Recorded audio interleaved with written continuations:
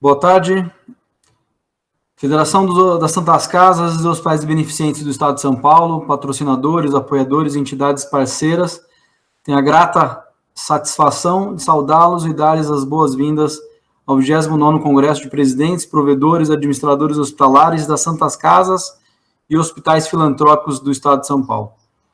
Hoje nós estamos no Fórum de Governança Clínica, é nosso segundo fórum, e onde o tema central é gestão da saúde filantrópica, desconstruindo mitos e consolidando verdades.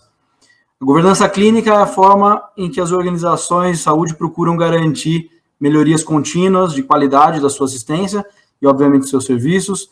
E a proposta desse fórum é abranger os pontos principais desse tema. Então, desempenho de profissionais de saúde, adequação e uso de recursos, focado em eficiência, gestão do risco, bem como a satisfação dos serviços do paciente com serviços prestados.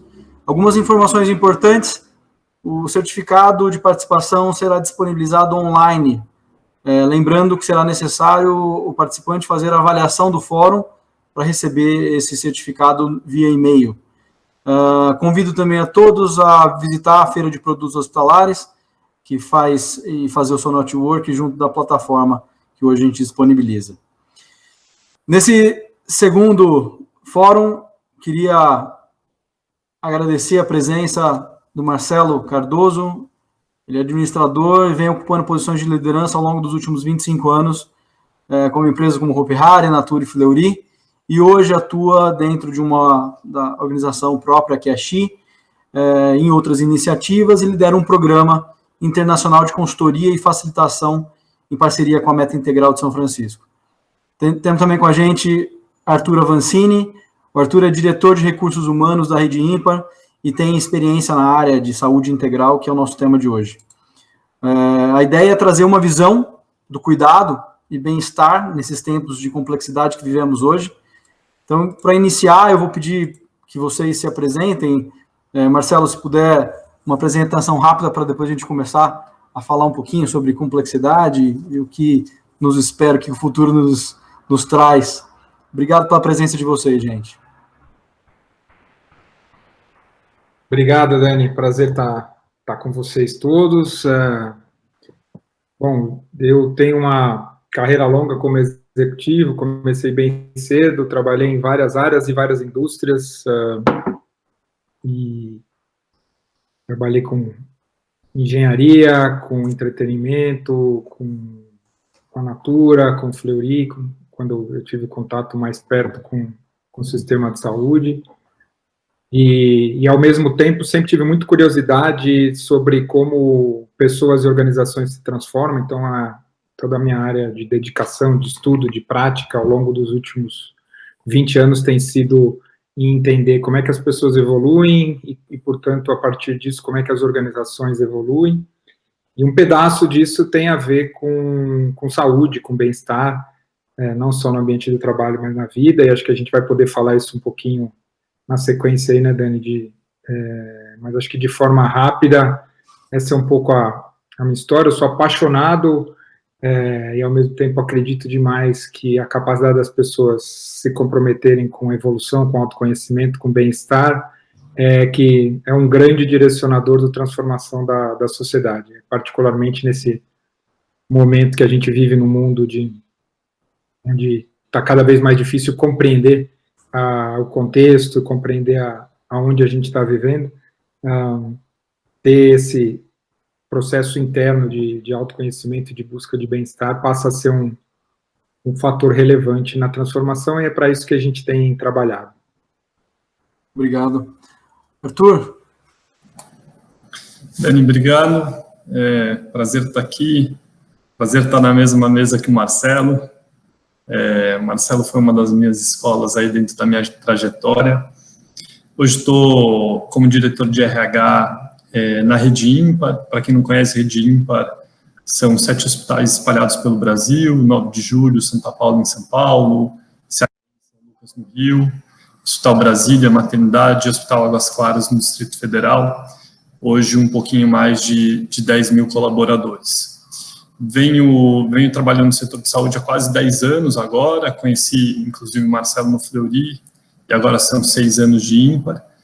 E acho que esse bichinho, ele também me mordeu, né, que é entender o indivíduo dentro dos seus sonhos, suas características, propósito, conectado a uma instituição que também sonha e que de forma coletiva você consegue conectar isso, mas que isso demanda muito cuidado, muita profundidade e também tratar questões que são muito básicas em determinados momentos, né? E ter vivido o que a gente viveu, principalmente no primeiro semestre, né, no pico do Covid, coloca a gente em xeque numa série de questões.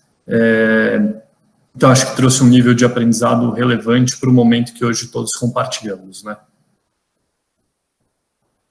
Sem dúvida, Arthur. Acho que o que a gente foi alçado no último ano e a complexidade que isso traz, coisa que o Marcelo fala super bem, inclusive queria convidá-lo para fazer uma reflexão um pouco sobre isso. Marcelo, dentro do que a gente vive hoje, e trazendo toda essa complexidade que a gente traz de pessoas, dessas relações e instituições, como você vê o que hoje a gente vive?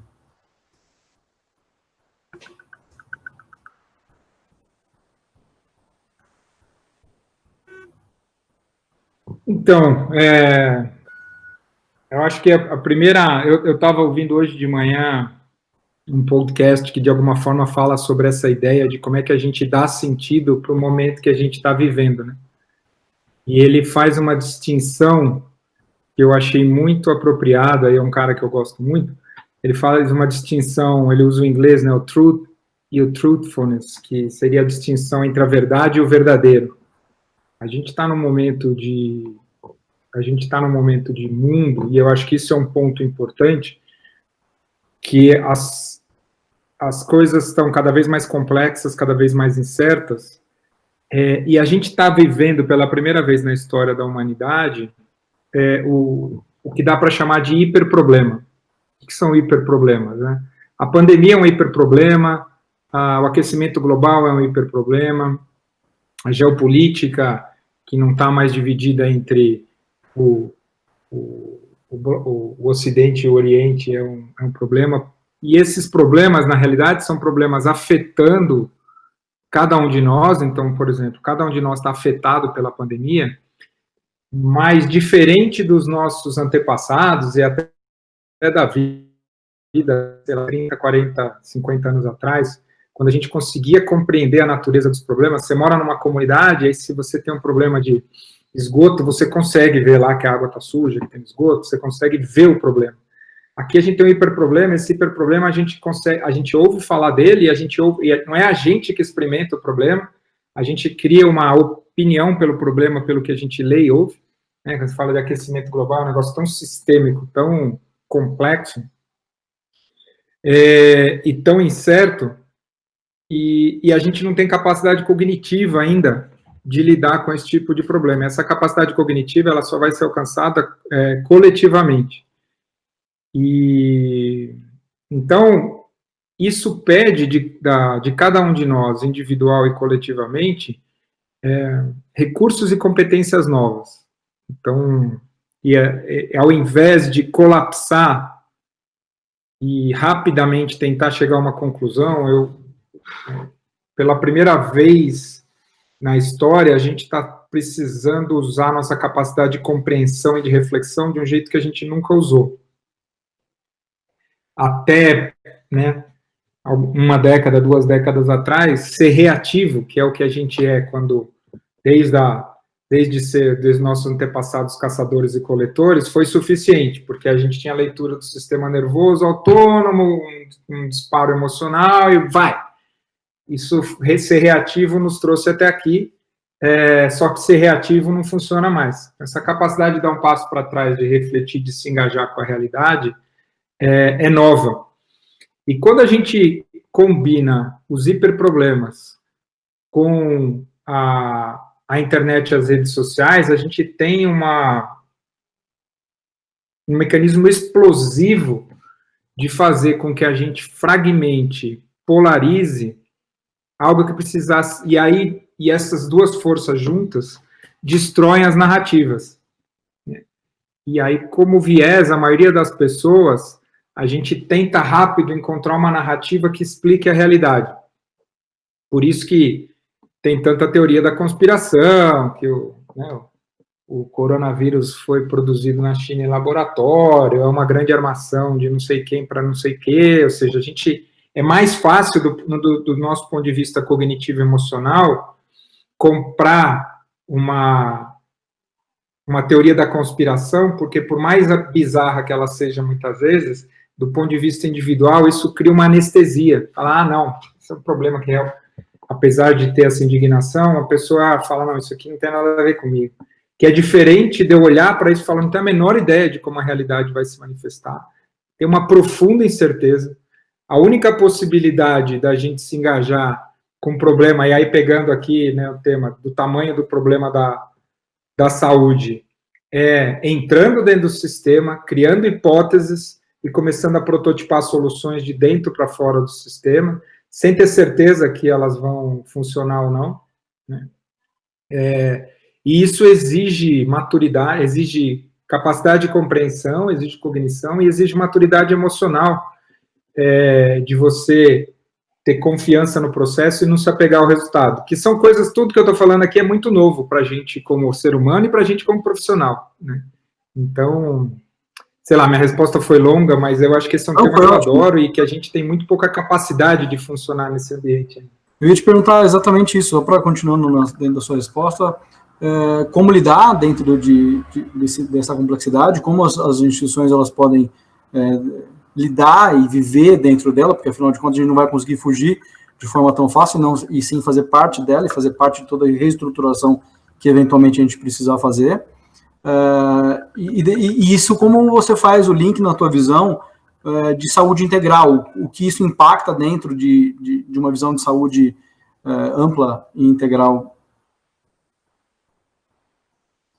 É para eu ou para o Arthur falar? Eu perdi o começo, você estava no mudo. Tudo que você tinha falado. Você falou, você contextualizou a complexidade que a gente vive, mas a ideia é essa, é como lidar com esse tempo complexo. Qual a forma prática, trazendo isso para os hospitais, obviamente, né? E dentro disso, uma visão de saúde integral que você tem, que queria que você trouxesse. Tem 3 coisas que são importantes quando a gente começa a falar de um ambiente de complexidade e das implicações disso para a gestão, né? A primeira tem a ver com propósito, a segunda tem a ver com poder ou liderança distribuída, e a terceira tem a ver com humanidade. E é aqui que eu vou deixar por último para fazer a conexão com saúde integral. A natureza do sistema complexo é incerto e emergente, né? Ao longo dos últimos 100 anos, se pensou gestão, inclusive de saúde, né? Vocês conhecem isso melhor que eu, com a ideia de que era possível planejar e controlar as intervenções na organização. Quando a gente vai vivendo esse momento, a gente percebe que não é possível planejar e controlar, que a gente opera nesse ambiente de complexidade que, portanto, precisa de navegação. Usando toda organização que é desenhada para planejar e controlar, ela tende a colapsar, ela tende a ser frágil, na linguagem do Nicholas Taleb, lá que escreveu o conceito de antifragilidade, que é como é que você constrói uma organização para ela se transformar na medida que a incerteza e a volatilidade dos ambientes tocam nela. Então, o propósito ou a identidade, aí tem uma grande vantagem do setor de saúde, que não precisa fazer muito esforço para ter propósito numa organização de saúde, né? Eu tenho um amigo, e assim, eu gosto muito dessa ideia de propósito, eu até vou falar o nome dele aqui, citar o exemplo, o Fábio Spinelli, que trabalhou comigo na Natura. Ele saiu da Natura para trabalhar na Diageo. Diageo que é empresa de bebida, né? E aí fala, pô, Fábio, você vai trabalhar na Diageo, cara? Ele fala, não, mas a Diageo tem um propósito, que é spirits, né? Aquela ideia de a bebida como spirits, de criar alegria, celebração. Só que tem que ter um puta cuidado, um baita cuidado com essa reflexão de propósito superficial, porque a Diageo comprou a Ipioca e, de repente, ele se viu numa reunião de metas de vendas, discutindo como é que aumentava a venda de pinga no Nordeste, nos horários de pico do consumo de pinga, às 6 e às 10 da manhã. Né? Quando você está falando de um negócio de saúde, intrinsecamente é fácil se conectar com o propósito. Né? Às vezes, eu que trabalhei no Fleury, às vezes eu via que as pessoas se desconectavam do propósito para se conectar com burocracia, com procedimento, para se afastar do propósito. Mas o negócio de saúde é um negócio que, por definição, eu fiquei muito impressionado nos 2 anos trabalhando no Fleury, e né, todo mundo falava, não, é complicado trabalhar com médico. Adorei trabalhar com médico. Adorei trabalhar com médico, enfermeiro, senso de... É complicado trabalhar com gente que não tem essa noção de serviço, cara. Eu adorei trabalhar com gente inteligente, com vontade de fazer diferença. É óbvio que quando você trabalha com gente inteligente não aceita qualquer estupidez, não compra bobagem. Então é mais difícil, mas é legal, né? É mais legal. Então, acho que tem primeiro essa noção de propósito. O propósito funciona como essa corda que permite você transcender produto, serviço. Eu lembro, a gente trabalhou junto lá no Fleury com o Arthur, e uma das áreas que eu era responsável era estratégia. Né? E a gente brincava que a única certeza que a gente tem em medicina é que o jeito que vai se fazer medicina em 10 anos não tem nada a ver com o jeito que está se fazendo medicina hoje. Agora, exatamente como vai ser, ninguém tem a menor ideia. Né? E o propósito é essa capacidade de você se sustentar em algo superior para ir se permitindo transformar o negócio na medida que um setor como de saúde e medicina vai passar e já está passando por transformações tão profundas. Então, esse é o primeiro. Segundo, é essa ideia de poder, de liderança distribuído, porque em complexidade tem essa ideia de que o conhecimento do sistema ele está distribuído. Tem uma inteligência coletiva por meio de todo mundo que faz alguma coisa. E então não dá para, em ambiente complexo, por melhor que seja uma pessoa, não tem um cara que toma a decisão, que define. Portanto, é necessário um processo coletivo de gestão e de tomada de decisão. E então, aí tem os vários modelos de como é que você faz desenho organizacional e liderança distribuída. Dentro de saúde, tem um modelo muito legal que está chegando, inclusive, aqui no Brasil, que é a Buurtzorg, que é uma empresa de cuidados de enfermagem na Holanda, que tem 14 mil pessoas e que na Holanda o governo contrata empresas para fazer cuidados dos idosos nos bairros. E a sacada dos caras foi, ao invés de ter um negócio estruturado, onde tem chefe, vários níveis, e aí tem um cara, um enfermeiro, que vai na casa de um idoso com um indicador de qualidade, de custo, de tempo rápido, sem se conectar com o idoso, os caras mudaram o modelo e falaram, não, você tem grupos de 6 a 12 enfermeiros, eles decidem onde é que eles vão trabalhar, como eles vão trabalhar, quanto tempo eles vão ficar nos lugares. Negócio super bem sucedido. Depois, se vocês quiserem, o Edu Giacomazzi, que trabalha no ecossistema de saúde, que faz parte da XI, está trazendo a Buurtzorg para o Brasil, é um case que vale a pena olhar.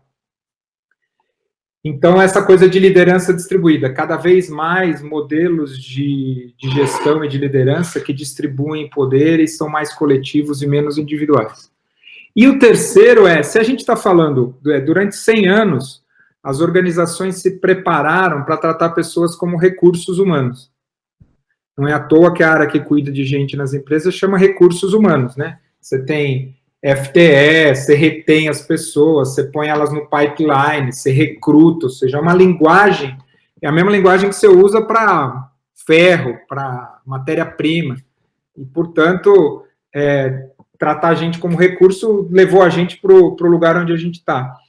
Quando a gente está falando que a gente precisa habilitar a inteligência coletiva dos sistemas e conectar as pessoas para o propósito, a gente abre para uma reflexão que como é que eu convido as pessoas a serem pessoas no ambiente do trabalho. E aí que vem a dimensão da saúde integral. Não dá mais para uma pessoa que vai trabalhar em algum lugar ser tratada como recurso. Então, as organizações têm esse desafio, não é à toa, o Arthur pode falar isso melhor que eu, que um dos principais ofensores hoje de absenteísmo, de presenteísmo, de afastamento, é doença mental. Né? Tem um livro que chama Dying for the Paycheck, que é morrendo por conta do salário. Então, durante 30, 40 anos, se fez um esforço gigante para acabar com o acidente de trabalho. da dimensão física. Então, se fez ergonomia, né, todas as coisas, a legislação, né, o sistema de saúde e segurança, ele está muito focado nas questões físicas. E quando você olha os gráficos, a queda de acidentes de trabalho em todos os lugares do mundo é gigantesca. O Brasil ainda tem muito, mas quando você compara o que tinha e o que tem, é muito menos do que tinha. Não se fez o mesmo esforço de saúde e segurança para as questões psíquicas e para as questões mentais. E, portanto, a questão da empresa ser um lugar que convida as pessoas para serem saudáveis e um lugar que produz bem-estar é um tema super relevante no momento. E aí, só para concluir, quando a gente está falando de saúde e bem-estar, a gente está falando de saúde física, né, a capacidade de dormir, se alimentar, fazer exercício físico, saúde mental, a capacidade de lidar com estresse, de aprender e de se autoconhecer, a questão das relações, né, de qualidade de relações afetivas, de amizade, de comunidade, as questões mais espirituais, não no sentido religioso, mas no sentido de transcendência, de contexto, né, de renda, de educação, de conexão com a natureza, e, numa perspectiva mais ampla, a ideia de propósito, né? A organização precisa de um propósito, porque é por meio do propósito que ela convida as pessoas a se conectarem por um propósito. Então, de novo, resposta longa, aqui você tem que tomar cuidado, Dani. Nós estamos é ótimo te ouvir falar. Tá tudo certo. Aliás, a introdução foi excelente, e a ideia era essa mesmo, a gente poder centralizar, dentro de uma visão de perspectiva, a gente trazer isso para a saúde integral, e o quanto ela pode ter sido negligenciada em tudo que a gente já viveu, dentro dessa estrutura de visão de saúde. Quando eu coloco o propósito dentro da minha saúde, e hoje já tem trabalhos publicados nesse sentido, né, não é só a maneira como eu sento, a maneira como... Perfeito, acho que era esse o caminho mesmo que eu queria introduzir e trazer para a conversa o Arthur, que hoje é um dos principais expoentes na área de desenvolvimento humano de pessoas. Eu acho que vale a pena ouvir as experiências do que o Arthur traz. Arthur, hoje você está no IMPA, né? Dentro da... Isso mesmo, Dani. Me conta um pouco de alguns projetos. Eu sei que tem algumas coisas legais aí dentro do que você já participou.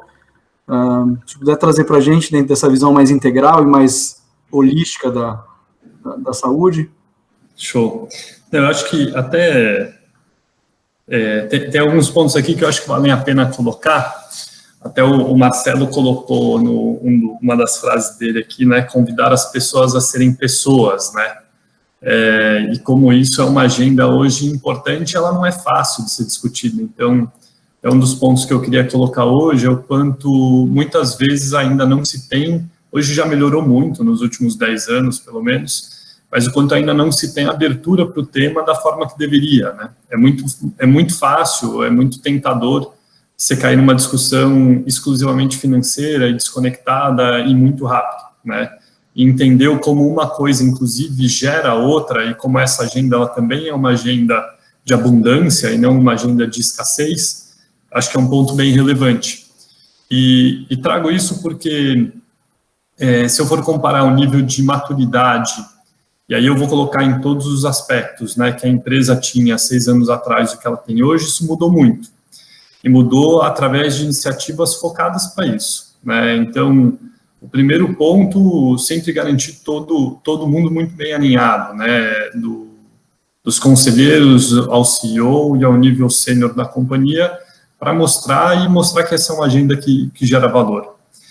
E aí, o primeiro trabalho que a gente fez, que eu acho que é um trabalho legal de colocar, que é quando você convida as pessoas a serem pessoas, e isso que o Marcelo também colocou é perfeito, de que médico e enfermeiro são pessoas maravilhosas para se trabalhar junto, e no hospital isso ganha uma intensidade ainda maior, e a gente sabe disso, e muitas vezes a pessoa, inclusive, se apaga, né, ao longo desse processo para conseguir cuidar do outro, e até por isso você está com um volume de burnout hoje tão elevado, né? Você pega os estudos de enfermagem de burnout, é um negócio depressivo hoje de se ler, o quanto a pessoa, ela se apaga dentro desse processo.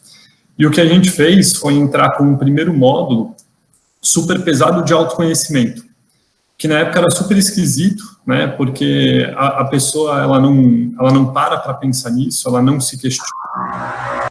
mas como é que você vai conectar a pessoa a uma coisa maior, ou vai trazer uma discussão de profundidade, se ela com ela mesma não está conectada da forma que ela precisaria. E quando você explora isso com profundidade, você traz reflexões muito mais fortes e que geram muito mais conexão ao que você pode gerar dentro da empresa. E aí foi legal porque a primeira reação, ela geralmente é uma reação de susto, as pessoas se afastam um pouco, mas rapidamente a quem está junto, né, do barco consegue entender e consegue se conectar a isso.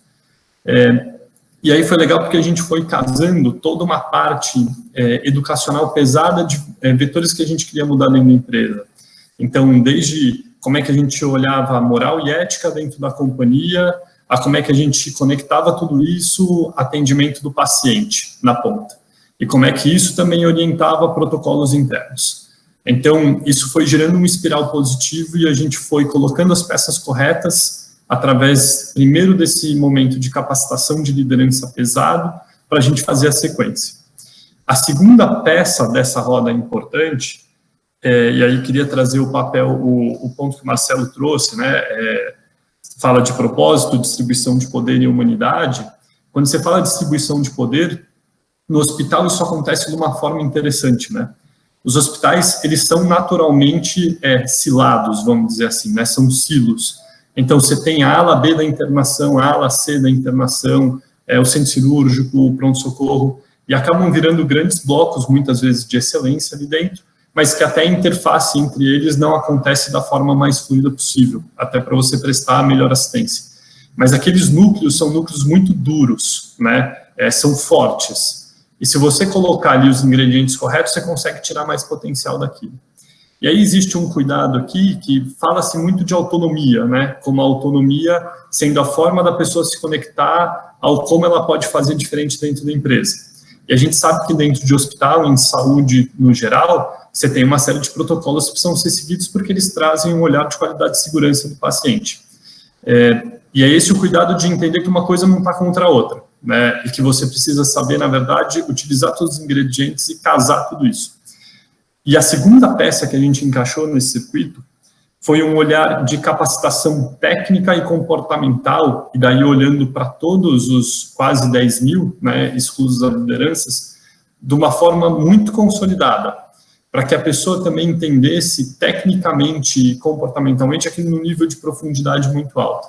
E você, a partir daquilo, então, instigando o como se conectar e fazer de uma forma diferente, atuando em grupo dentro do setor que ela tinha. E dentro desse momento, a hora que isso começou a girar com outra fluidez, e acontece um negócio interessante, que é aquele papel de chefe do líder, ele vai se esvaziando, ele vai deixando de ser necessário, então você para de controlar a jornada, você para de controlar aqueles errinhos simples, né, no final do dia, e você passa efetivamente a exercer papel de liderança, aquilo permite que aquele silo também se quebre. E aí a gente foi para uma terceira onda, que foi permitir um cruzamento maior de pessoas, fosse entre setores e entre unidades, trazendo um olhar mais multi, mais complexo de atuação, e inclusive com os aprendizados que ela trazia do setor que ela estava, e isso inclusive possibilitando crescimento vertical para a pessoa dentro da empresa. Isso foi gerando uma cultura de cooperação muito forte, né? Uma cultura que já existia, mas foi reforçando tudo isso dentro da jornada. Em paralelo, para a gente cercar alguns pontos que a gente tinha preocupação, a gente foi estudar muito o como trabalhar a cultura dentro da empresa e o como trabalhar a cultura dentro de hospitais. E aí é natural, você vai atrás da Mayo Clinic, da Cleveland Clinic, e que são instituições que fazem bem isso. E aí, partindo de um diagnóstico nosso inicial, onde as pessoas tinham muita preocupação com o custo do hospital, e eu boto aspas nesse custo porque era um custo que ela não tinha visibilidade, ela não entendia como é que esse custo funcionava, então não era nem real, era uma preocupação virtual. A gente trouxe uma visão profunda de cultura, mas que pode ser simplificada por um princípio norteador que todo mundo entende super fácil, que é a atenção ao ser humano em primeiro lugar, que pode parecer até piegas em alguns momentos, mas é a batida de bumbo que a gente conseguiu dar, que é fazendo isso enquanto princípio, você nunca vai errar na decisão que você está tomando, né? E foi aí que a gente foi ajustando como se fossem os acostamentos dessa grande avenida entre aquilo que a gente colocava de valores da instituição, rumo ao norte do propósito, e do outro lado, as leis, as regras, né, aquilo que a própria legislação impõe. E aqui é onde ele pode trafegar e por onde ele pode caminhar. E isso foi tomando um corpo importante. E aí a peça que eu queria colocar adicional, e daí mergulhando ainda mais na nossa pauta de hoje, a gente se viu numa reflexão onde a gente se propunha a fazer coisas muito habilitadoras para a pessoa, num olhar de explorar o potencial dela, de acreditar nela mesma, de autoestima e de sonho, de construção de futuro, e a gente percebeu que existiam algumas amarras que a gente precisava sanar também, senão elas ficavam desequilibradas. E até dentro dos pilares, né, que o Marcelo colocou, nesse olhar família, financeiro, cada um tem um olhar diferente para isso, mas uma das coisas que a gente foi estudar era que a nossa população, 75% dela, isso não é diferente no Brasil, estava endividada, tinha algum tipo de endividamento. E aqui eu não estou falando de financiamento imobiliário, por exemplo, eu estou falando de dívida de cartão de crédito, consignado, e cheque especial. E aí a gente percebeu que a gente tinha um papel importante nisso, né? Como é que você vai entrar numa discussão com ela de profundidade, potencial, propósito, se na cabeça dela, naquele exato momento, tá que vão cortar a luz da casa dela porque ela ainda não está com aquilo equilibrado. E a gente está num momento hoje na empresa que é dividir isso aqui em dois pedaços, né? Que é o que eu consigo fazer para a pessoa como habilitador, né, de futuro, e o que eu tenho que fazer para ela, quase como básico, para tirar a cabeça dela para fora d'água, para ela conseguir enxergar aquilo que a gente traz de legal. E aí a gente trouxe um programa que hoje ainda é bastante novo, o Covid deu uma embolada nesse meio de campo, mas que é de educação financeira para as pessoas, e inclusive permitindo que a empresa ajude ela a renegociar dívidas dela, porque muitas vezes ela não sabe fazer isso. E quando uma empresa, e daí acho que o Marcelo deu o exemplo da Ipioca, e essas coisas me arrepiam, vou dizer que no hospital também dá para se arrepiar. Quando você parte de um conceito de que você vende sua folha de pagamento para um banco, e você favorece o acesso do colaborador a crédito consignado, você tem uma responsabilidade sobre aquilo, né? Então, como você amarra a taxa, ou como você amarra a regra, como você amarra a forma que a pessoa vai fazer esse cuidado, também é relevante. Então, esse é o momento que a gente está vivendo hoje, que é um momento intenso. Acho que numa segunda etapa que a gente pode até entrar em Covid também, porque é outra coisa onde o básico ganha mais força, mas sem olhar esse todo, né, que são esses distintos pilares da vida da pessoa, dificilmente você alavanca a pessoa e a instituição enquanto conjunto. Então, essa tem sido a nossa jornada até esse momento. Excelente, eu acho que deve ter um tanto de detalhe e acaba surgindo muitas perguntas no meio de tudo isso, né? Colocar o ser humano no centro de tudo que a gente faz já devia ter sido uma coisa mais óbvia antes, né? Que bom que a gente começou em algum momento e hoje tem tomado um pouco mais de vida e forma.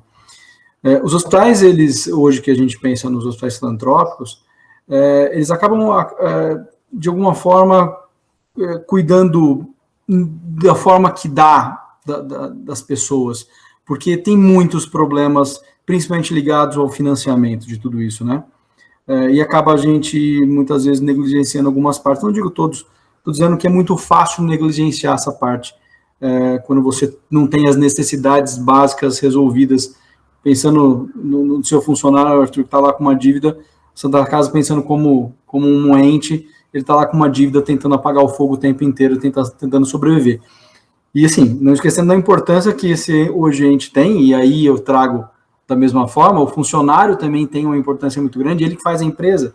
E quando eu penso em Santas Casas, elas estão numa situação financeira difícil e atendem mais de 50% do atendimento SUS do Brasil. Santas Casas são hospitais privados nesse sentido, né? Claro, isso já está em pauta, isso tem sido discutido, aliás, tem sido discutido há muito tempo, mas não com tanta importância. O Covid, de alguma forma, trouxe essa importância um pouco mais, dizendo o papel ele é outro, não só de ficar apagando fogo no sentido político e econômico, mas também de promoção da saúde. Nós tivemos uma conversa inicial onde entendemos que, seguindo um caminho unicamente de prestação de assistência, é um caminho fadado ao insucesso. As tecnologias como ferramenta para apoiar o processo de prevenção de doença, e hoje a gente pega um hospital, 74% das internações para a gente de pediatria são internações evitáveis dentro de uma estrutura pública, onde isso, a má alimentação, os cuidados, etc., se tivessem sido feitos de forma adequada, essas internações, de alguma forma, internações e mortes, né, que algumas vezes acabam acontecendo, poderiam, de alguma forma, serem evitadas e reverteram, obviamente, em custo, em evitar gastos com esse tipo de internação, né. Dentro dessa visão, eu queria convidar o Marcelo para trazer também essa ideia de saúde integral, desenvolvimento de programas dentro de empresa. Eu acho que o ser humano, como pessoa, como indivíduo, tem também muita responsabilidade, né, Marcelo, em ter um autocuidado. Assim, a ideia de autocuidado, acho que ela vem muito forte nesse sentido, né? Eu acho que, de alguma forma, a gente terceirizou. Eu quando trabalhei no Fleury, eu não sou médico, obviamente, né? E uma das áreas que eu cuidava lá era R&D, né? Da área de pesquisa. E com um monte de gente super boa. Né? E nos meus primeiros dias, os caras começavam a falar comigo, falar, cara, me trata como se eu tivesse 5 anos de idade, porque eu não sei do que você está falando. E aí comecei a fazer um pouco de aulas semanais de medicina para poder entender e tal. Mas eu estou dizendo isso porque, de alguma forma, a sociedade, a gente começou a gente terceirizou os nossos tratamentos para o sistema. E talvez isso seja uma das maiores implicações de custo. Né? A gente responsabiliza o médico, responsabiliza o sistema. E com as mudanças que estão acontecendo, né, da questão da gente ser monitorado 24/7, coisas que do prontuário, da ideia de você ter um prontuário, que aí tem todas as histórias de sigilo e de privacidade de dados, e ao mesmo tempo a força que tem você ter um prontuário num lugar só, a medicina genética, ou seja, tem várias coisas acontecendo no sistema, e também a forma como os custos e receitas do sistema se desenham, que vai levar cada vez mais a necessidade das pessoas se responsabilizarem pelas suas escolhas de saúde. Então, o pedaço de prevenção vai ganhar cada vez mais relevância. Eu participei de um projeto, o Arthur conhece, você também, quem tiver interesse, vale a pena olhar, depois você dá para colocar, que chama Plenai, hoje em dia chama Plenai, mas ele foi inspirado aí no aniversário de 80 anos do Abílio Diniz. E o Abílio Diniz gosta muito das coisas de longevidade, e ele queria celebrar o aniversário dele falando dos temas de longevidade e envelhecimento. E aí a gente foi contratado para fazer a curadoria, a arquitetura de temas, e depois a curadoria dos palestrantes e dos conteúdos e tudo mais. E então eu mergulhei durante 2 anos nessa questão de longevidade e envelhecimento, né? Acho que a primeira coisa é fazer essa distinção, né? Longevidade é um fenômeno social, a gente mais que dobrou a expectativa de vida e vai continuar aumentando a expectativa de vida. A pergunta é se a gente vai ter essa vida, esses anos a mais de vida com qualidade ou sem qualidade, e quem vai ter esses anos de vida com mais ou menos qualidade. E até o Abílio começa a fala dele lá nesse evento, falando que ele começou a fazer 80 anos quando ele tinha 29, né, que aí tem esses fatores de prevenção que são super relevantes, e aí tudo que a gente fez com evidência científica, a gente trouxe muita gente de vários lugares do mundo, nessa arquitetura que eu falei rapidamente, que agora talvez eu possa falar com um pouco mais devagar aqui, que os esforços todos são esforços de escolha pessoal, em relação a dimensão do corpo, né, que tem a ver com qualidade de sono, né, e aí depois tem, eu não vou ficar citando aqui o Padre Nosso do Vigário, mas todas as evidências que precarização de sono e as implicações para a saúde e bem-estar. Qualidade de alimentação e exercício físico, né, a gente trabalhou muito com evidências físicas e aparentemente se tem um exercício para a gente escolher fazer para viver mais é exercício de força, então qualquer exercício de força, mas né, musculação, alguma coisa assim. As questões ligadas ao que a gente chamou de mente, que tem a ver com controle de estresse, e com duas ênfases, em capacidade de ter pausa, né, uma das coisas, o Arthur estava falando aí do Covid, e a experiência que eu tenho tido, é que o fato de trazer o escritório para dentro de casa, e aí as mulheres são mais implicadas ainda, né, porque tem o homeschooling, o home office e cuidar da casa, né, por mais que se divida, aparentemente as mulheres se sentem mais responsáveis, você colapsou momentos de pausa, né, você fica o tempo todo ligado, e estresse ou não, está ligado a ter pausa, e também está ligado a uma questão mental de você acreditar que o que você está fazendo é estressante ou não. As questões de neuroplasticidade e aprendizagem, então a capacidade da gente continuar aprendendo, nessa ideia de longevidade, esse conceito do lifelong learning, e esse é um tema super importante, e outra coisa que a pandemia acelerou muito, a gente estava falando muito em futuro do trabalho, né? E a gente já desempregou um monte de gente, a grande maioria dessas pessoas que perderam emprego não serão empregadas, né? Hoje no Brasil, o que eles chamam de gig economy, que é a economia de que é as pessoas trabalhando part-time ou menos tempo, tem uma discussão mais complexa de precarização de mão de obra, mas essa ideia do freelancer e de trabalho associado, então essa ideia de se comprometer a um processo permanente de se preparar para fazer trabalhos que a gente não faz ideia que vão ser necessários, mudou, não é mais aquela história que eu estudo, me formo, trabalho, me aposento, ou seja, a gente nunca para de aprender e, portanto, tem uma implicação disso, de ter uma cabeça aberta para continuar aprendendo a vida toda. E o terceiro ponto é essa capacidade de se autoconhecer, né? Um dos fatores mais importantes, e hoje tem muita evidência científica nisso, é que a gente, muito cedo, das experiências que a gente teve, a gente criou um padrão de reação para o que acontece para a gente na realidade, e, portanto,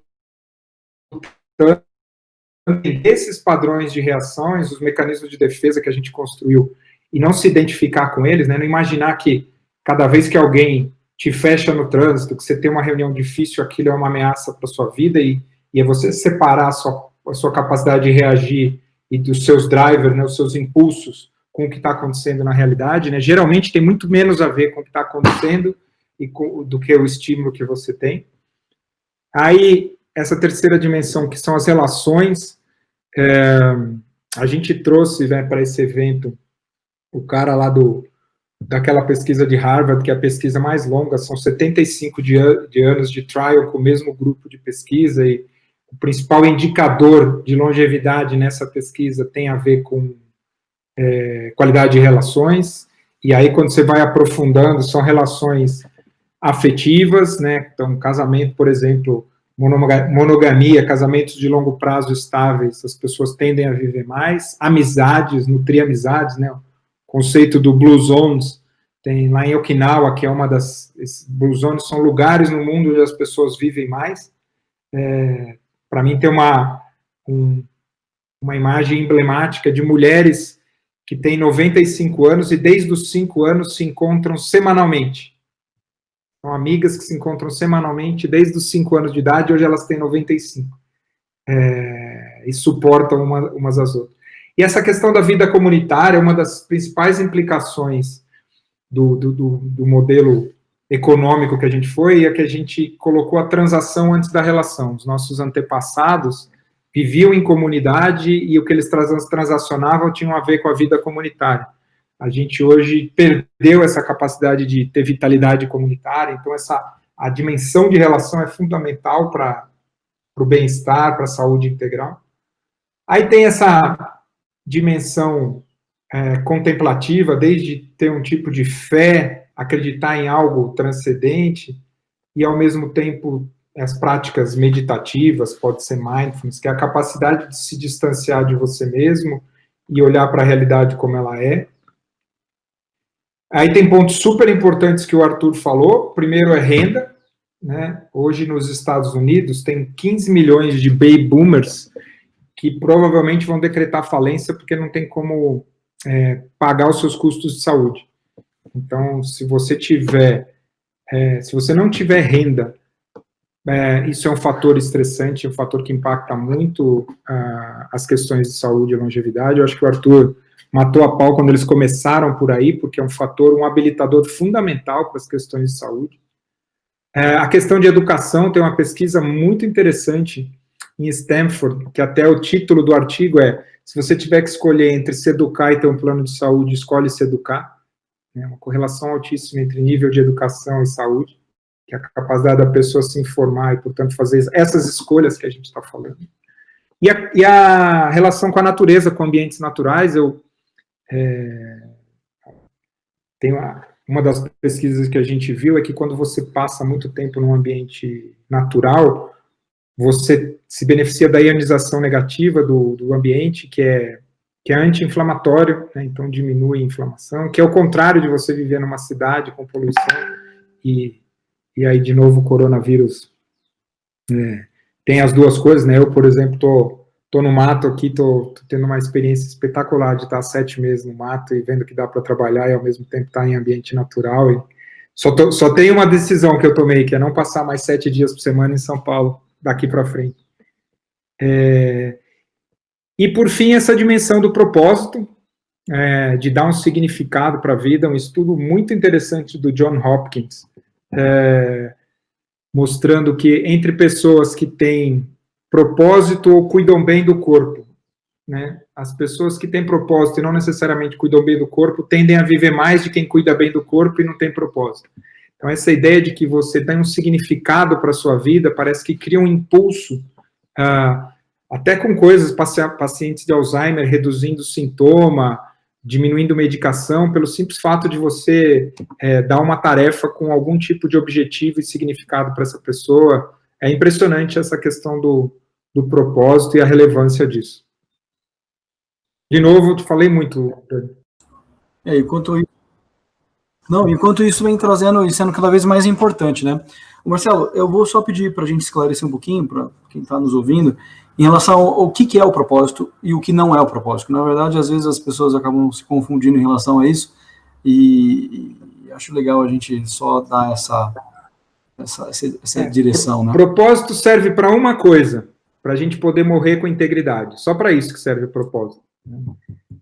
Todo mundo aqui vai morrer, e a gente pode morrer de 2 jeitos. Pode morrer com a sensação de ter feito o melhor da nossa vida, a melhor versão da gente mesmo, ou pode morrer com essa sensação de fracasso de alma. Então, o propósito não é um objetivo, não é uma meta, não é uma visão, não é aquilo que fala, quando eu ganhar dinheiro, quando meus filhos crescerem, quando alguma coisa acontecer, aí sim, não. Propósito é um verbo intransitivo, é uma jornada, é o que a gente vai sendo e fazendo escolhas com integridade que tenha um significado maior do que a própria experiência que você está vivendo. E essa é a dimensão. Quando a gente fala em saúde, na verdade, a gente cai no meio de um mar interligado de um monte de pilares super importantes e que consomem energia e dão energia um para o outro. Desde que o Arthur trazendo a parte de renda, você de propósito, são situações que estão tão diametralmente diferentes quando a gente imaginava isso no passado, e hoje tão presentes e influenciando umas às outras, né? Bom, fomos atropelados esse ano pelo Covid, e frente a tudo isso, Arthur, que a gente passou e pensou, como que vocês, como instituição, tiveram essa experiência? Como que vocês foram alçados a, eventualmente, ter que lidar com problemas tão básicos de solução, de sobrevivência, mas pensando de uma forma mais integral dentro de um contexto que vocês viveram. Como foi a experiência de vocês? Legal, Dani. Acho que até aqui uma vantagem é que a gente conseguiu alocar um volume financeiro importante, né? Então, eu sei que a realidade dos filantrópicos, dos Santas Casas, talvez não foi a mesma, né? Então, só para a gente ter a ressalva. Um dos pontos que a gente olhou de cara, e aí eu vou te dizer, né, se eu fosse avaliar em termos administrativos a crise, ela aconteceu entre fim de fevereiro e fim de abril, provavelmente. Foi a fase de falta de EPI, nível de absenteísmo, né, afastamento imenso por causa de colaboradores com Covid. Então, esse foi o mais impactante. Acho que um dos pontos iniciais de dor é a falta de informação, né? Então, está todo mundo muito perdido, uma coisa muito confusa, e a gente parou para olhar o todo disso daqui e até discutir como é que ia ser. A gente chegou num limite que era discutir auxílio funeral de parentes que poderiam morrer, porque nossos colaboradores tinham pego Covid no hospital e os pais teriam falecido em casa, né? Então, naquela fase que a gente não tinha noção do que aconteceria, né? E até para falar, assim, nenhum dos nossos colaboradores faleceu. Acho que tem uma boa parte de sorte, mas ao mesmo tempo competência aqui, e graças a Deus isso não chegamos nesse ponto. O primeiro foi olhar para a saúde física e mental dessas pessoas. Então, física no sentido de garantir que a pessoa consegue chegar no trabalho dela, e daí cada local teve seu tipo de restrição, e aí governo ajuda e atrapalha em muitos momentos, né? Então, tira o transporte público, restringe o transporte público, bota um rodízio que é dia sim, dia não dos carros, cada um foi por um caminho, cada cidade por um caminho, e aqui a gente foi encontrando as diferentes formas, desde paga vale transporte em dinheiro para quem estiver vindo trabalhar, institui um modelo de carona com EPI dentro do carro, ou transforma em rotas de ônibus, por exemplo, em Niterói, a gente acabou fazendo isso. Hoje a gente tem uma pequena empresa de ônibus nossa ali fazendo o serviço. E é interessante porque quando você é levado a se questionar nesse nível, em alguns momentos a conta ela fecha 0 a 0 ou até ela fecha melhor do que você esperava. Então, acho que esse aqui é um bom ponto. Você nunca é levado a esse extremo de questionamento. Na hora que você é levado a esse extremo, soluções criativas e interessantes, elas também aparecem, uma vez que você coloca energia. Ao mesmo tempo, garantir alimentação, então, por exemplo, transformar vale-refeição em dinheiro para garantir que a pessoa consegue comprar o alimento, mesmo no supermercado não dependa disso, depois até os supermercados passaram a oferecer, e aí a gente entrou com uma parte pesada de saúde física e emocional, que era, no momento em que a gente percebeu que o nosso volume de colaboradores em afastamento estava começando a crescer, e similar à curva de contágio do Brasil, e não era só uma questão de protocolo e EPI na ponta, porque isso estava sanado já, a gente criou toda uma coordenação do cuidado do paciente COVID, paciente colaborador, né? E aí, utilizando outras empresas do grupo, que hoje a DASA, que é toda a parte de diagnóstico, e a GSC, que cuida de coordenação de cuidado, a gente criou produtos consolidados, inclusive utilizando telemedicina. E acho que essa é uma vantagem, quando a gente fala de que o sistema ele está colapsado, que é a crise ela também empurra para frente, né? Então, olha o quanto a telemedicina ficou em discussão no Brasil e agora ela está em vigência, ok, ainda numa versão meio temporária, mas ela não vai voltar atrás. E aí a gente aproveitar e estabelecer produtos para fazer a melhor utilização de tudo isso. E a gente passou a ter um olhar muito coordenado para essas pessoas, inclusive tentando ter todos os colaboradores dentro de casa, porque a gente sabia que a gente estava com um nível de assistência mais elevado do que os outros conseguiam ter. Quando a gente falava de saúde emocional e mental, a gente teve duas grandes vertentes que a gente andou. A primeira foi um olhar bem psicológico mesmo, então roda de terapia, isso foi feito dentro dos hospitais, porque a ocupação ela começou a crescer muito, a gente expandiu leitos para conseguir atender demanda, então sobrecarregou as pessoas que estavam lá, por mais que a gente tivesse contratado mais gente, o contingente não foi suficiente, e aí a gente precisou cuidar dessas pessoas nesse viés de burnout delas. E acho que aqui uma vantagem é que a gente se preparou para um desenho do que a gente via no jornal pela Itália, né? A Itália foi chocante, pelo menos para mim a Itália foi chocante, onde faltava gente, aquela coisa maluca, e a gente conseguiu traduzir isso para uma forma de equilibrar as pessoas ali dentro. E por fim, a última vertente foi esse olhar das pessoas em home office, que o Marcelo bem colocou, assim, o home office hoje é uma preocupação imensa minha. Eu acho que a gente passou por uma onda da pessoa falar, nossa, que legal, eu estou em casa, eu não preciso me locomover para o trabalho, principalmente quem mora nas grandes metrópoles, e daí, de repente, isso aqui está virando um baita problema, que é o filho dentro de casa com, putz, a família inteira com idade variada, e aí fica toda essa bagunça ali dentro. E dentro desse olhar, a gente, inclusive, instituiu um olhar de auxílio creche mais extenso, em termos financeiros e em termos de idade, para ajudar essas famílias a se organizarem com os filhos delas.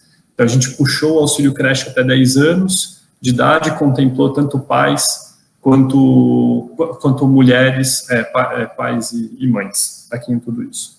E aí a gente criou rodas de conversa dentro da companhia, claro, exclusivamente virtuais, com pautas específicas. E esse foi um negócio super legal, porque nasceu da base, foi uma proposta que apareceu por eles, não foi uma coisa diretoria ou RH, de pais que queriam conversar com outros pais sobre como estavam cuidando do filho adolescente em casa, ou pais que queriam conversar com outros pais como que estavam organizando toda a parte de alimentação também dentro de casa. E isso permitiu uma troca de conhecimento numa velocidade muito, muito alta. E uma outra iniciativa que eu acho que vale a pena aqui trazer é, uma vez que a pessoa estava em casa, como é que a gente também trazia outras formas de acesso ao conhecimento. Então, eu lembro que um dos colaboradores nossos falou assim, putz, eu já assisti tudo que tem no Netflix, né? E tem muita porcaria no final das contas, né? Então, não é isso que você quer também. Então, a gente estabeleceu uma curadoria de conteúdo. Então, a gente fez curadoria de conteúdo para adulto, para jovem e para criança. E formas da pessoa acessar isso daqui de forma gratuita. Fosse gratuita ou uma plataforma de streaming, né? Um Netflix, uma Amazon da vida, ou mesmo o YouTube. Para o cara, no momento em que ele também não sabe mais o que fazer, como é que ele usa aquele momento para, de alguma forma, ele absorver algum tipo de conteúdo ou descansar de uma forma mais adequada. Isso que o Marcelo falou é perfeito, não existe mais pausa, né? Então, o nível de estresse hoje, ele está muito mais elevado do que a gente costuma lidar. Mas esse foi um grande resumo, Dani, do que a gente viveu. Não, perfeito. E, Arthur, dentro dessa, você disse que se a conta não fechar, apesar do investimento ser alto, os retornos são muito grandes, né? Dentro das experiências que você tem dentro de cuidado do colaborador, e obviamente a gente está falando do cuidado do colaborador, que é o início de uma saúde integral e a responsabilidade que a empresa tem. Os hospitais de um lado, as empresas de outro, mas esse cuidado ele é muito importante e essa ideia de que é um ambiente, e como você disse, é uma pauta de abundância, onde a empresa faz a parte dela e provavelmente o trabalhador e o colaborador, ele acaba encarando tudo isso de forma bastante diferente também, acredito que dentro da empresa e para a empresa, né? Deve ter tido bastante coisa legal aí no meio. Dentro do que você... Pode falar. Eu ia só falar rapidinho nessa linha, né? Acho que tem uma vantagem adicional que hoje, se você for olhar a cadeia da saúde, a gente ocupa quase toda ela. Então, esse olhar da sinistralidade enquanto custo, ele acaba ficando dentro de casa e a gente é obrigado a se questionar na forma como a gente cuida de tudo isso. E cada vez mais, a linha que a gente tem utilizado é um olhar de saúde 360 mesmo, do colaborador. Então, inclusive criando linhas de cuidado e formas de coordenar, e claro, você começa por um olhar que é de impacto de sinistro, mas você olhando para toda aquela cadeia que está ali dentro. Então, seja um olhar do obeso e você fugir da cirurgia bariátrica como primeira alternativa e você cuidar disso daqui com viés de saúde efetivo, seja um olhar gestacional e você fugir de uma UTI neonatal na frente, você olhar a mãe antes até da gravidez em si. Então, o que a gente tem aprimorado cada vez mais é isso. E é esse o ponto que você falou, tudo isso é evidenciado hoje com número. Então, o que a gente tinha enquanto custo per capita de saúde há 3 anos atrás, versus o que eu tinha pré-Covid, porque agora no Covid isso misturou muito, seja por uma postergação de eletiva, seja porque o Covid em alguns momentos ele tem um custo elevado, ele é menor do que era. E é essa forma consolidada que você vai conseguindo trazer em termos de entrega para a companhia também, porque ele não pode ser um discurso desconectado. No fim do dia existe uma conta ali a ser paga e uma rentabilidade a ser entregue, né? Então, acho que é esse o cuidado.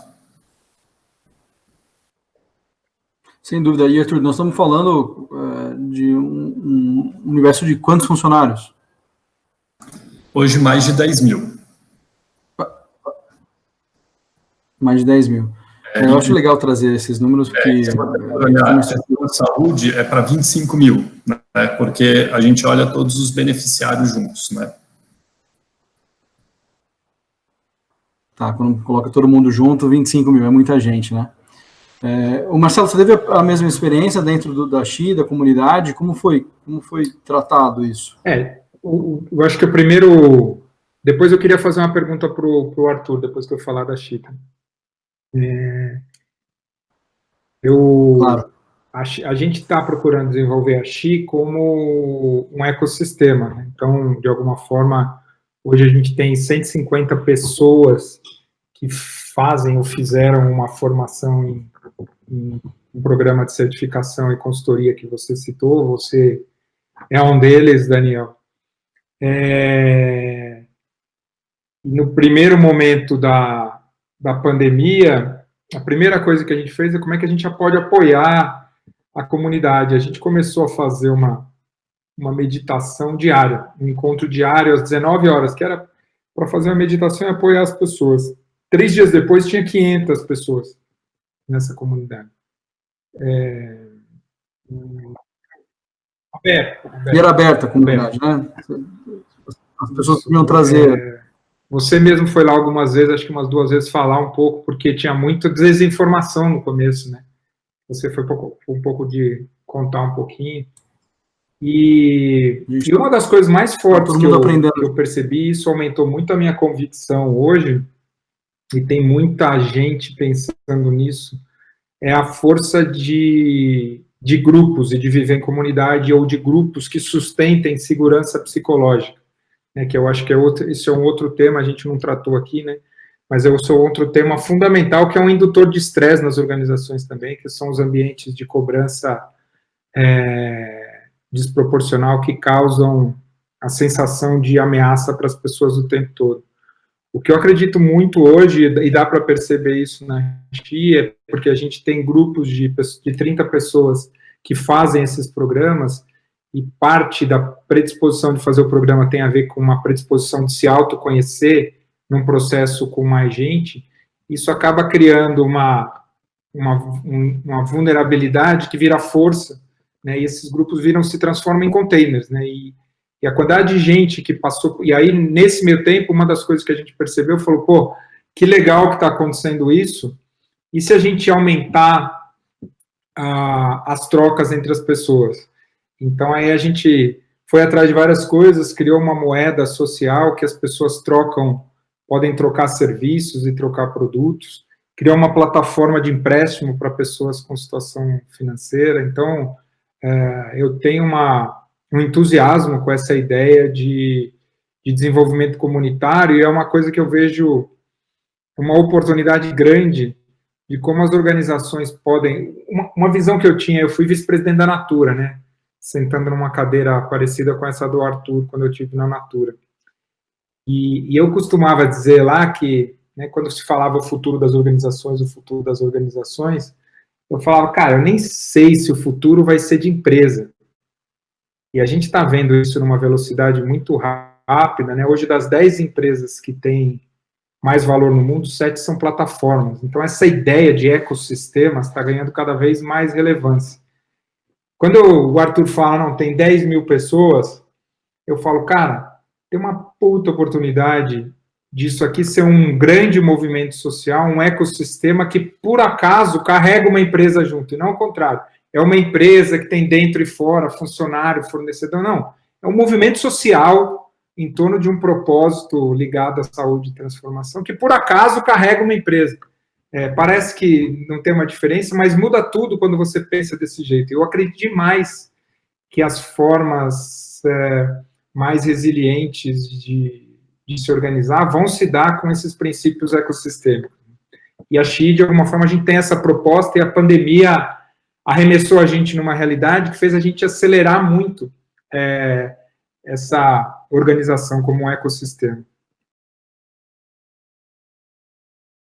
E a potência e a força que isso tem, quem prova dela entende de forma mais completa, né, Marcelo? Quem experiencia como funcionam as redes e comunidades tem muita dificuldade de entender como que as coisas funcionavam sozinhas antes. É o que acontece, por exemplo, em ferramentas, por exemplo, quando a gente fala um pouco de saúde e comunicação não violenta, essas coisas todas, se a gente não fala em como isso pode acontecer no desenvolvimento individual, na formação da intimidade que você citou, a comunicação não violenta ela passa a ser quase orgânica de acontecer quando se tem um desenvolvimento inicial de algo nesse sentido, né? Então, a qualidade e o cuidado de saúde dentro dessa estrutura, ele fica mais fácil. Você queria fazer uma pergunta para o Arthur, certo? Eu queria para fazer agora? Porque eu recentemente tive junto com a VP de RH da Novartis, Arthur. E a Novartis está fazendo uma mudança global baseado num livro que chama Unboss, que é tirar o chefe, né? E eles estão fazendo lá um rollout, e eles tiveram, porque essa história do home office, desse colapso que aconteceu, para mim, e acabar com as fronteiras, é bem danoso. Mas eles estão fazendo um movimento, né? Esse Unboss tem 4 dimensões, uma tem a ver com propósito, outra tem a ver com criatividade ou inovação, terceiro tem a ver com organização, e essa que eu queria te falar, que eles estão adotando um conceito que chama escritório distribuído, não é home office. Então, eles vão manter os espaços de escritório para as pessoas escolherem, e é um lugar de convivência, não necessariamente um lugar de trabalho. Eles liberaram todas as pessoas, menos os propagandistas, para morar em qualquer lugar do Brasil, e não é em qualquer lugar do mundo, porque tem um problema de como pagar em reais fora do Brasil. Você imagina que o contas a pagar da Novartis, um cara pode estar em Manaus, outro em Porto Alegre e outro em Curitiba. E, de alguma forma, eles decidem lá uma vez ou 2 vezes por cada 2 meses irem no escritório. Que tem uma implicação completamente nova da forma de organizar e da relação com o trabalho. E uma das coisas que eu mais me incomodava no começo da pandemia era quando os caras falavam, não, novo normal, quando a gente voltar. E para mim não tem volta, a gente está emergindo aí para uma nova realidade, né? Então, como é que vocês estão se preparando aí para se estruturar nessa nova realidade? Óbvio que tem um pedaço enorme do negócio de vocês que acontece, o enfermeiro tem que estar lá, o médico tem que estar lá, mas de forma geral, como é que vocês estão se preparando para essas novas realidades? Excelente pergunta, Marcelo, e muda toda semana, né? Assim, se eu fosse te responder isso aqui, com certeza, 1 mês atrás, a resposta seria diferente de hoje. São alguns, eu vou te dizer alguns princípios, acho que é mais interessante, assim, porque a gente não tem algo sedimentado, vamos dizer assim. O primeiro os escritórios se tornaram espaços sociais, isso é real. Então, até num olhar de que a gente não pode ter um nível de aglomeração alto, hoje a pessoa consegue reservar uma cadeira em qualquer escritório nosso.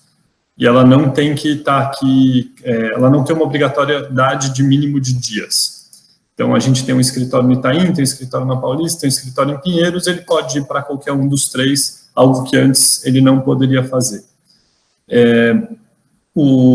Mas sem esse nível do cara poder estar em qualquer lugar do Brasil. Isso a gente ainda não chegou. Uma outra premissa é que a gente ainda entende que o contato olho no olho é relevante. Então, a gente não acredita que o trabalho vai ser 100% online para sempre, a gente não vê isso como possibilidade. A gente entende sim que a empresa vai precisar continuar a ter espaços físicos, né? Algumas empresas estão indo por uma linha de não ter mais espaço físico, inclusive se livrar do custo de aluguel, né? Alguns estão indo por essa linha, essa não é uma das nossas. A terceira linha é de que, independente se a pessoa esteja no escritório ou na casa dela, ela tenha o mesmo nível de qualidade de relação. E esse é um desafio gigante de TI que a gente está enfrentando. Então, assim, não dá porque estão 3 pessoas aqui numa sala de reunião e uma quarta em casa, que essa pessoa que está em casa tem uma qualidade pior da reunião, ela tenha menos espaço para falar. Então, esse é um desafio hoje também que a gente está vivendo. E uma quinta premissa que a gente está trabalhando é de que sim, a mobilidade ela vai ser num nível que hoje a gente ainda desconhece. Então, acho que respondendo essa parte do Brasil, é um pouco disso que a gente hoje está se questionando. Então, até numa linha de que isso pode trazer, inclusive, impacto em remuneração no futuro.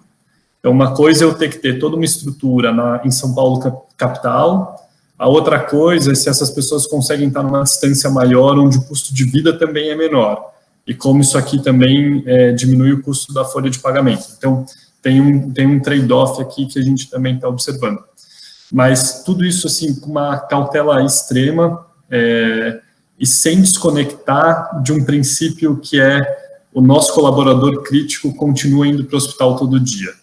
Então, até onde também eu corro o risco de diminuir empatia com esse colaborador por um excesso de distância do administrativo. E esse foi um cuidado que a gente tomou bastante grande até aqui na trajetória.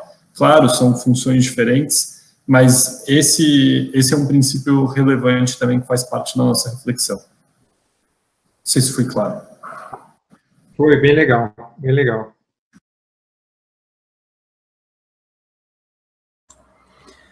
Pessoal, a gente vai seguir para as finalizações, já estamos há quase 1h30 conversando, a gente já finaliza às 4 horas.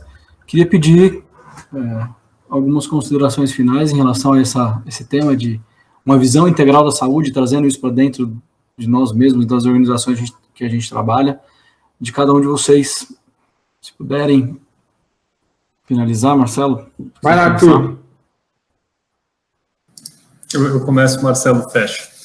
Eu acho que o ponto que eu queria trazer aqui de reflexão é que às vezes as coisas parecem muito, muito distantes, mas eu acho que elas estão mais próximas do que parecem.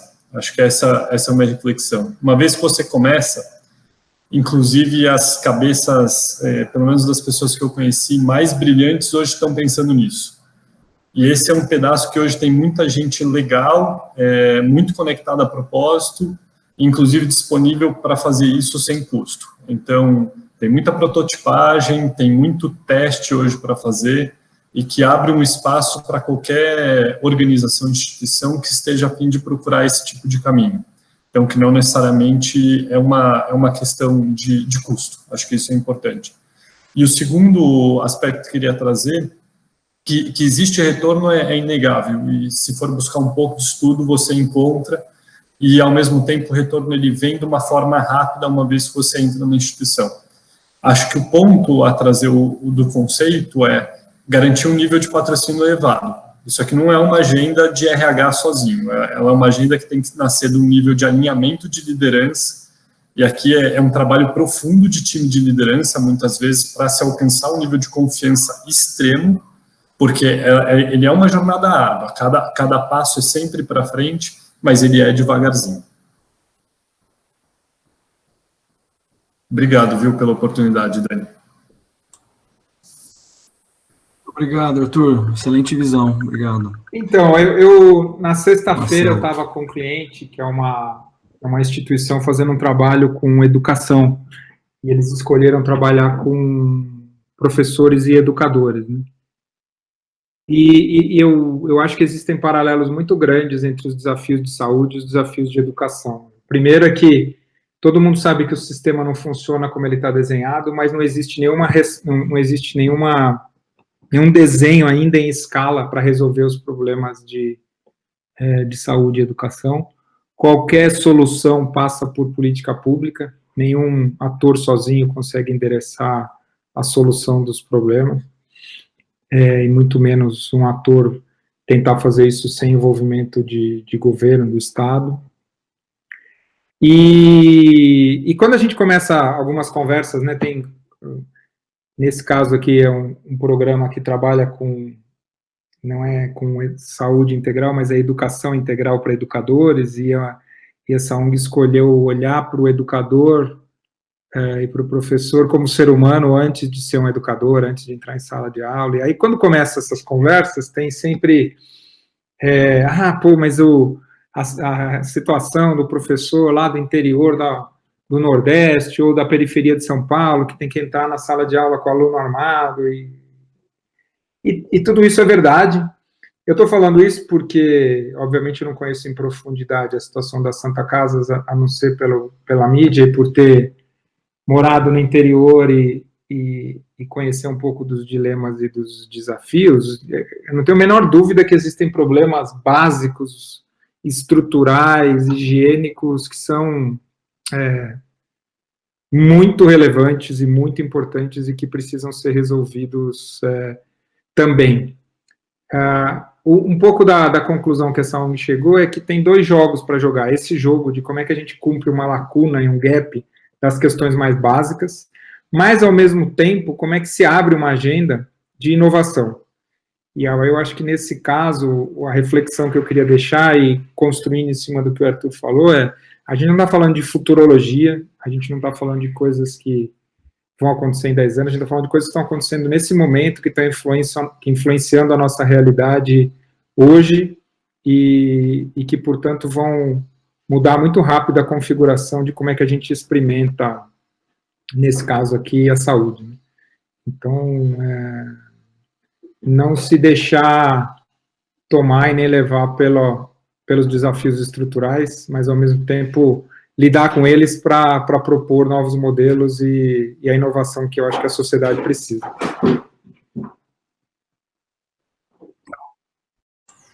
Excelentes contribuições. Arthur Vancini, muitíssimo obrigado pelo tempo e pela disponibilidade em estar com a gente, trazer as experiências e visão do que você viveu por esse momento.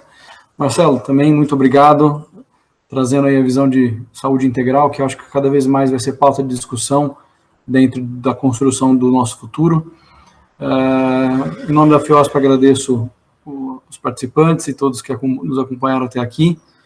Muito obrigado. Obrigado, pessoal. Valeu, Arthur. Até mais. Valeu, um abração.